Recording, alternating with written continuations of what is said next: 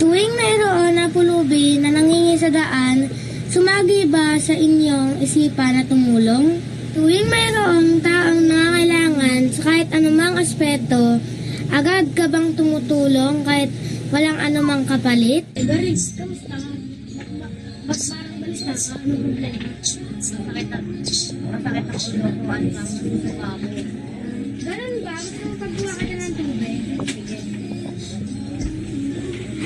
Ito, ilan ka muna?